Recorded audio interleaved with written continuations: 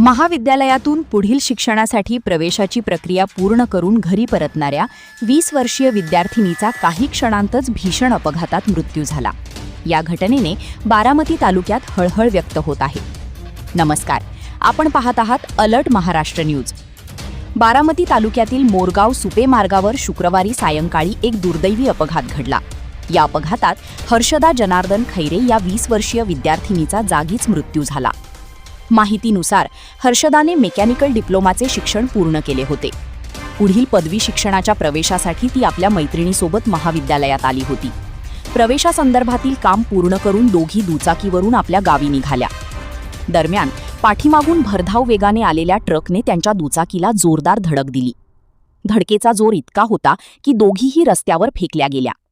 हर्षदाला गंभीर दुखापत झाल्याने तिचा घटनास्थळीच मृत्यू झाला, तर तिच्या मैत्रिणीवर उपचार सुरू असल्याची माहिती मिळत आहे असं कळतंय।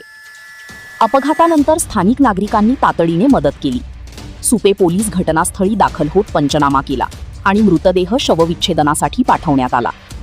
काही काळ वाहतूक विस्कळीत झाली होती, मात्र पोलिसांनी ती सुरळीत केली। या प्रकरणी ट्रक चालकाविरुद्ध गुन्हा दाखल करण्यात आला असून अपघाताचे नेमके कारण काय याचा पुढील तपास पोलीस करत आहेत। उच्च शिक्षणाची स्वप्ने पाहणाऱ्या एका तरुणीचा असा दुर्दैवी अंत झाल्याने संपूर्ण परिसरातून शोक व्यक्त केला जात आहे। अशाच महत्त्वाच्या बातम्यांसाठी अलर्ट महाराष्ट्र न्यूजला सबस्क्राईब करा।